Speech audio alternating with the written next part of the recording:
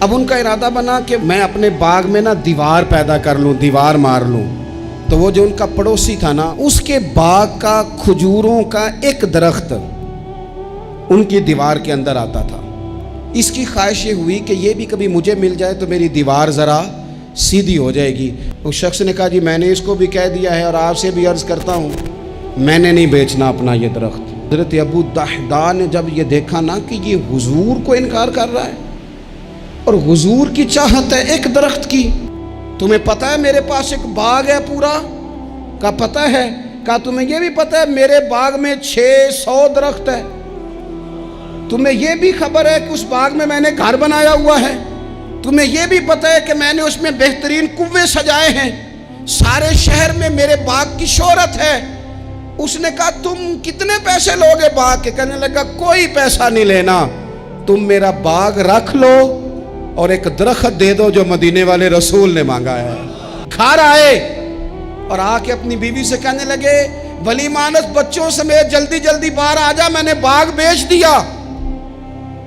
بیوی حیرت سے کہنے لگی یہ باغ بیچ دیا جس میں گھر تھا، کاروبار تھا، یہ بیچا؟ ایک عجیب روایت نظر سے گزرتی ہے کتب احادیث میں، جو بخاری مسلم کی شرطوں پر بھی اترتی ہے، صحیح ابن حبان میں موجود ہے۔ ایک صحابی ہیں حضرت ابو دحداء رضی اللہ تعالیٰ عنہ۔ ہوا پتہ کیا، مدینے میں ایک یتیم بچہ، بعض نے لکھا اور بعض نے لکھا ایک صحابی تھے، ان کا بھی کھجوروں کا باغ تھا اور ساتھ ایک اور کھجوروں کا باغ تھا۔ اب ان کا ارادہ بنا کہ میں اپنے باغ میں نا دیوار پیدا کر لوں، دیوار مار لوں۔ تو وہ جو ان کا پڑوسی تھا نا، اس کے باغ کا کھجوروں کا ایک درخت ان کی دیوار کے اندر آتا تھا۔ اس کی خواہش یہ ہوئی کہ یہ بھی کبھی مجھے مل جائے تو میری دیوار ذرا سیدھی ہو جائے گی۔ اس شخص سے کہا یار یہ میرے ہاتھ بیچ دے۔ کہنے لگا میں نے نہیں بیچنی، ایک درخت میں نے نہیں۔ بعض بندے اڑ جاتے ہیں نا جی۔ وہ صحابی یا وہ یتیم بچہ حضور کی بارگاہ میں حاضر ہوئے، کہا یا رسول اللہ صلی اللہ علیہ وسلم میری دیوار ٹیڑھی ہو جائے گی اور پھر میں پیسوں سے خریدنا چاہتا ہوں، آپ میری سفارش کر دیں کہ یہ ایک درخت مجھے دے دیں تاکہ میں اپنی دیوار سیدھی کر لوں۔ اللہ کے محبوب صلی اللہ علیہ وسلم نے خود بلا کے اس شخص سے کہا کہ میاں یہ تم اس طرح کرو، یہ شخص کوئی قبضہ نہیں کرنا چاہ رہا، کوئی جبر نہیں کرنا چاہ رہا، اور ہم بھی جو تمہیں پوچھ رہے ہیں وہ بھی اس دائرے میں پوچھ رہے ہیں کہ اگر تم راضی ہو تو ہم یہ کام کریں گے۔ تم اس طرح کرو کہ تم اپنا ایک درخت اس کے ہاتھ بیچ دو تاکہ یہ اپنی دیوار سیدھی کر لے۔ اللہ اکبر۔ اس شخص نے کہا جی میں نے اس کو بھی کہہ دیا ہے اور آپ سے بھی عرض کرتا ہوں، میں نے نہیں بیچنا اپنا یہ درخت۔ حضور نے بھی فرمایا، اب اسلام سختی کرتا نہیں۔ حضرت ابو دحداء نے جب یہ دیکھا نا کہ یہ حضور کو انکار کر رہا ہے اور حضور کی چاہت ہے ایک درخت کی، ابن حبان میں موجود ہے، دیگر کتب احادیث میں موجود ہے، حضرت ابو دحداء رضی اللہ تعالیٰ عنہ نے اس شخص کا بازو تھاما، سائیڈ پہ لے گئے، کہنے لگے اس کے ہاتھ نہیں بیچتا تو میرے ہاتھ بیچ دے، تمہیں پتہ ہے میرے پاس ایک باغ ہے پورا؟ کا پتہ ہے؟ کہا تمہیں یہ بھی پتہ ہے میرے باغ میں 600 درخت ہے؟ تمہیں یہ بھی خبر ہے کہ اس باغ میں میں نے گھر بنایا ہوا ہے؟ تمہیں یہ بھی پتہ ہے کہ میں نے اس میں بہترین کنویں سجائے ہیں؟ سارے شہر میں میرے باغ کی شہرت ہے۔ اس نے کہا تم کتنے پیسے لوگے باغ کے؟ کہنے لگا کوئی پیسہ نہیں لینا، تم میرا باغ رکھ لو اور ایک درخت دے دو جو مدینے والے رسول نے مانگا ہے۔ وہ ایک درخت بس مجھے چاہیے، ایک درخت، جیم جان دا کچھ وسا نہیں ہو، اے جان یار نو دے تے آزاد ہو جا، اس سے دل دہن فساد سارے، دل بر نو دے تے شاد ہو جا، بس وہ ایک جو میرے نبی کو پسند آ گیا ہے وہ تو دے دے، بس بات ختم ہو گئی۔ اس شخص نے سر سے لے کے پاؤں تک دیکھا، کہنے لگے مذاق تو نہیں کر رہے؟ کہنے لگے ہم تو ویسے ہی نہیں کرتے، اور یہ بات مدینے والے محبوب کی چاہت کی ہے۔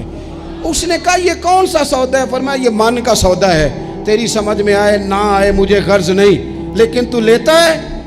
اس نے کہا بالکل ٹھیک ہے، میں تیار ہوں، آپ وہ ایک درخت لے لیں اور یہ باغ مجھے دے دیں۔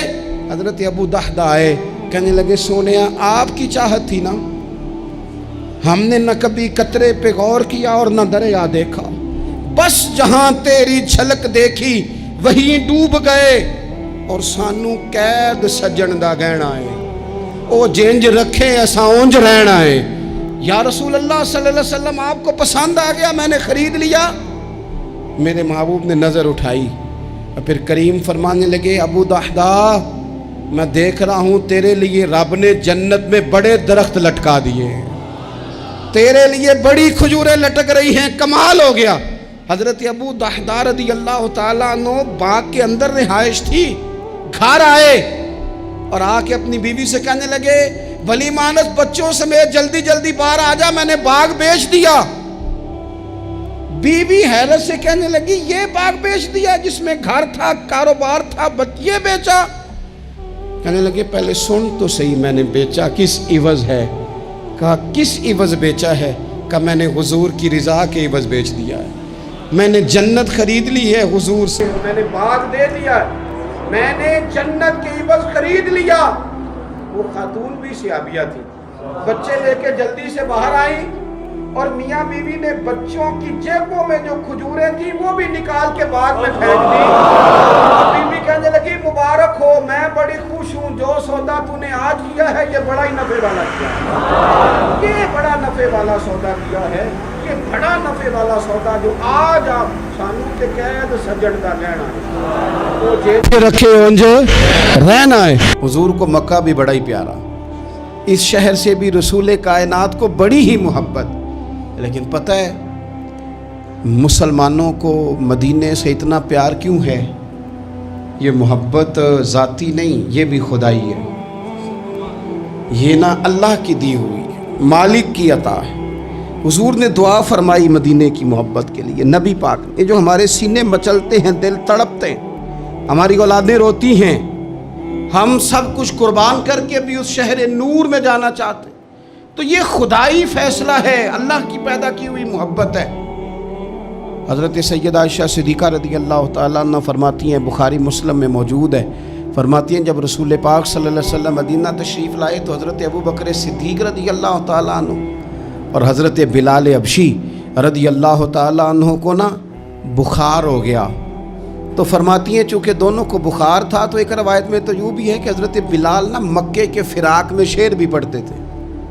انسان اپنے علاقے سے پیار کرتا ہے نا، تو مکہ مکرمہ کے فراق میں، جدائی میں اشعار بھی کہتے تھے۔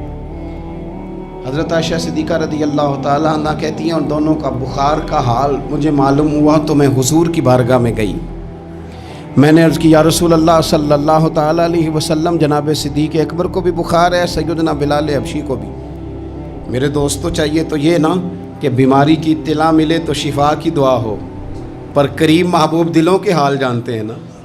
حضور نے کیا دعا فرمائی، کہا اے اللہ جس طرح ہمیں مکے سے محبت تھی نا، اسی طرح ہمیں مدینے کی محبت دے دے، بلکہ ہمارے دلوں میں مدینے کی محبت مکے سے بھی زیادہ فرما دے۔